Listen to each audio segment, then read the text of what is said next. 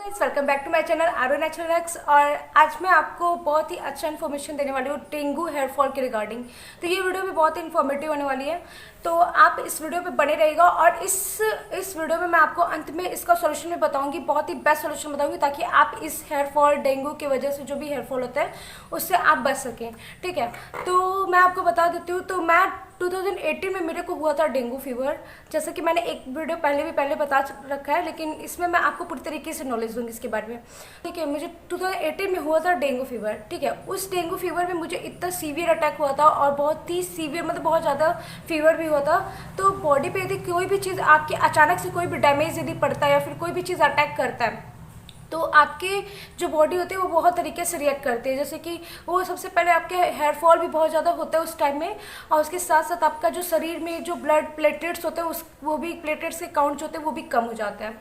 ठीक है, तो और उसमें जो होता है वो बहुत ही हैवी डोसेस का आपको दवा भी दिया जाता है। आपकी बॉडी में बहुत तरीके का दवा जो होता है वो इंजेक्ट किया जाता है, ताकि जो भी उसके मतलब कि असर हो डेंगू के, वो धीरे धीरे क्या होता है कि बॉडी को सही कर सके। ठीक है, तो उस हैवी दवा, हैवी मेडिसिन की वजह से भी, और उस तुरंत जो सीवियर अटैक पड़ता है उस डेंगू फीवर का जो भी हमारे बॉडी के ऊपर, तो उसकी वजह से बहुत ही हेयर फॉल के इश्यूज़ भी होते हैं, और हमारी बॉडी भी बहुत बुरी तरीके से रिस्पॉन्स देती है।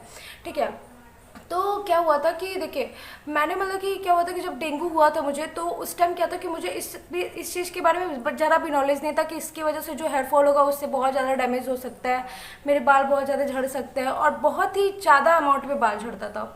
तो मैं मतलब बहुत लोगों से, इनफैक्ट बहुत ज़्यादा डिप्रेशन में भी मैं आ गई थी इसी की वजह से।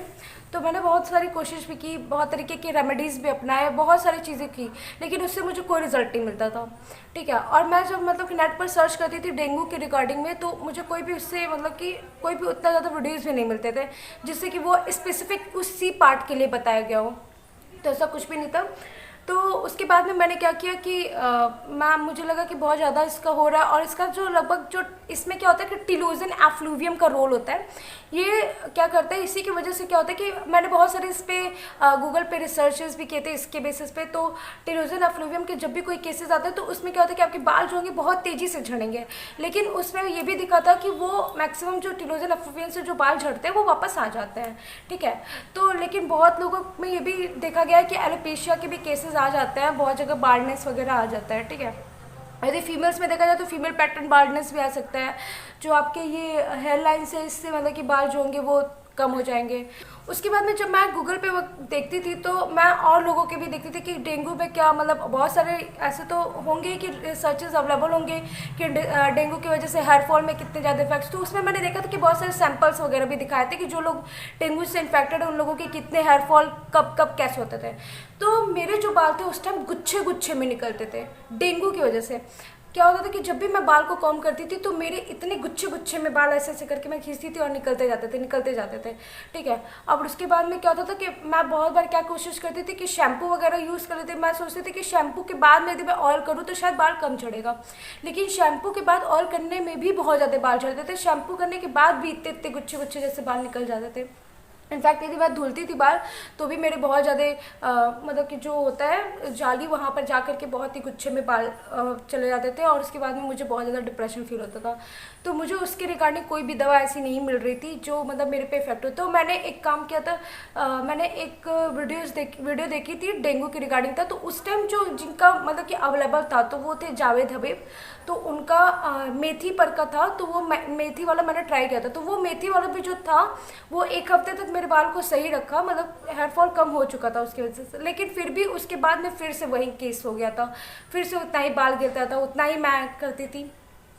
उसके बाद में लास्ट में मैंने सोचा कि अब मैं कुछ मेडिकेशंस का ट्राई कर लेती हूँ। मैं गई, मतलब कि मैंने, आपको पता होगा बीएचयू के बारे में। तो बीएचयू जो था वो मतलब बीएचयू में जो भी सुविधाएं हैं, बीएचयू में बहुत तरीके के एलोपैथिक, आयुर्वेदिक और बहुत तरीके के मेडिसिन अवेलेबल होते हैं। बहुत तरीके के डॉक्टर्स भी वहाँ पे अच्छा सलाह देते हैं, ऐसी बात नहीं है।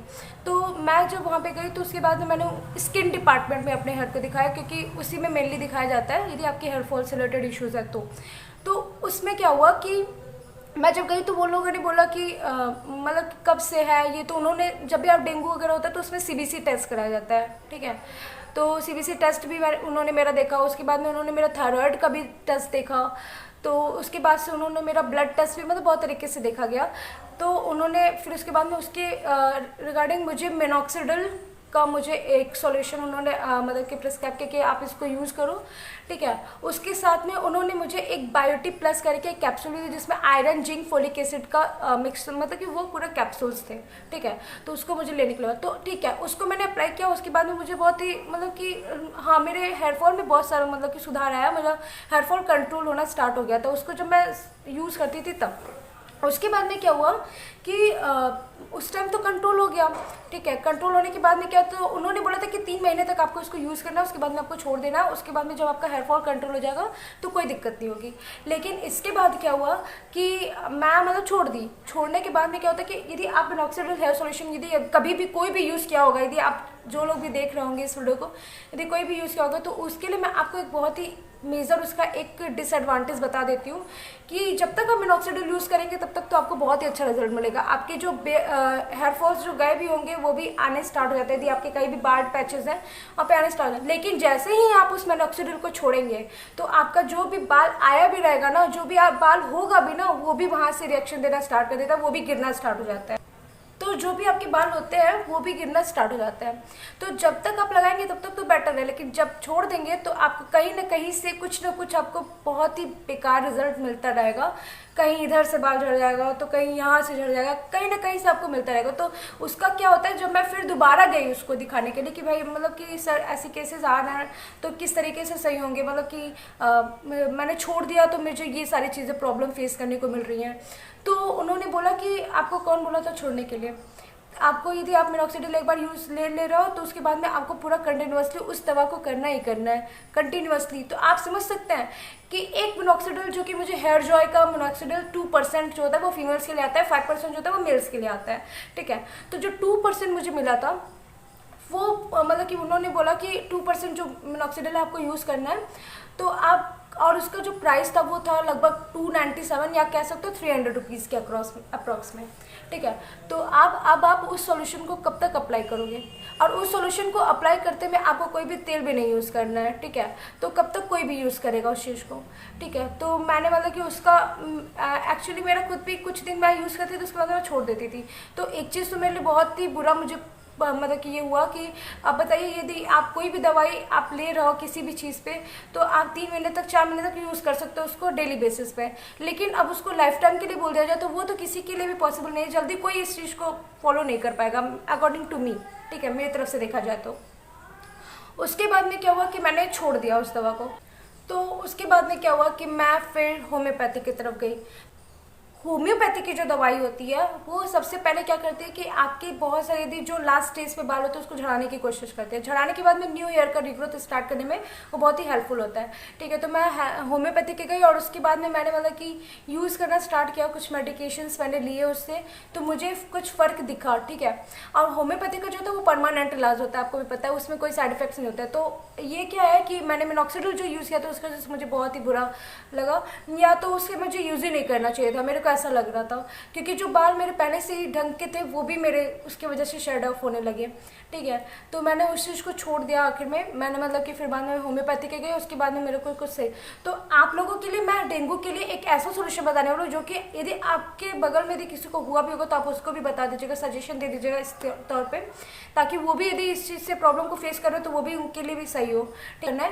कोकोनट ऑयल और कैस्टर ऑयल ये दोनों चीज़ को आपको लेना है, और उसके साथ में आपको मेथी में हल्का सा उसको गर्म करके मेथी को, ताकि मेथी का जो गुडनेस है वो उस तेल में चला जाए, और उसके बाद में आपको अपने हेयर में पूरा अप्लाई करना है, ठीक है। आप वीक में 2 बार करेंगे, उसके बाद में इसके आपको बहुत ही अच्छा रिजल्ट मिलेगा। उसके साथ साथ आपको अपने डाइट में भी मेंटेन करना है। यदि आप डेंगू फीवर से तुरंत निकले हैं, मतलब कि रिकवरी हुई है आपकी, ठीक है, तो आपको क्या करना है कि इस तेल को अपने हेयर पे अप्लाई करना है, और उसके साथ साथ आपको अपनी डाइट भी सही करनी है। तो उसके बाद में आपको डाइट भी सही करनी है। तो डाइट में आप क्या कर सकते हो कि यदि आंवला वगैरह हो, ठीक है, आंवला आप ले सकते हो, उसके साथ में चुकंदर ले सकते हो। उसके साथ में देखिए डेंगू भी क्या होता है, प्लेटलेट से करता है, और प्लेटलेट जो होता है वो कीवी फल जो होता है उसके लिए बहुत ही इंपॉर्टेंट होता है, और उसके साथ में जो पपाया होता है वो भी बहुत ही इंपॉर्टेंट होता है। तो ये दोनों चीज़ों को आपको अपने डाइट में ज़रूर इंक्लूड करना है। उसके साथ में आप आंवला ले सकते हो, चुकंदर ले सकते हो, जो कि आपके ब्लड काउंट को बढ़ाने में बहुत ही हेल्पफुल हेल्पफुल होगा। और उसके साथ साथ में आप एप्पल वगैरह और अनार वगैरह इन सब चीज़ों का भी सेवन कर सकते हो, ठीक है, जिससे कि आपके हेयर में काफ़ी अच्छा तरीके से इंप्रूवमेंट आएगा। जो भी आपके बाल जो डैमेज हो रहेंगे वो भी काफ़ी तरीके से रिपेयर हो जाएंगे। लेकिन कभी भी बिना सजेशन के आपको मिनॉक्सिडिल की तरफ नहीं जाना है, ठीक है, क्योंकि मिनॉक्सिडिल जो होता है, मैं देखिए कोई भी बुराई नहीं कर रही हूँ, मैं आपको अपना एक एक्सपीरियंस बता रही हूँ कि मिनॉक्सिडिल को यूज़ करके मेरा कुछ इस तरीके का एक्सपीरियंस रहा है, इसलिए मैं आपको बिल्कुल नहीं रिकमेंड करूंगी कि आप मिनॉक्सिडिल को यूज़ करें, क्योंकि यदि आप एक बार यूज़ कर लिए तो उसके बाद में आपको लाइफ टाइम करने का बहुत ही इंपॉर्टेंट है, उसको यूज़ करना ही होगा ताकि आपका बाल पूरी तरीके से सही रहे, वरना कहीं ना कहीं से आपको पैचेस साल भर में, महीने भर में, 6 महीने में ज़रूर देखने को मिलेंगे। तो गाइस यही था मेरा आज का वीडियो, और आपको यदि मेरा वीडियो अच्छा लगा होगा, इन्फॉर्मेटिव लगा होगा, तो आप ज़रूर मेरे वीडियो को लाइक करेगा और सब्सक्राइब करेगा, और ज़रूर इस वीडियो को शेयर करेगा ताकि जो लोग भी इस चीज़ से बहुत ज़्यादा पीड़ित है, आप हेयर फॉल के प्रॉब्लम से बहुत ज़्यादा यदि मतलब डिप्रेशन में है, तो वो लोग भी इस चीज़ को देख करके थोड़ा सा मोटिवेट हो पाएंगे और उसके बाद में उनको भी बहुत ही अच्छा रिजल्ट मिलेगा। तो गाइस इसी तरीके से मेरे वीडियो पे बने रहिएगा, मैं आगे भी आपके लिए बहुत ही इन्फॉर्मेटिव वीडियो लेके आऊँगी। तब तक के लिए bye bye, thank you so much for watching.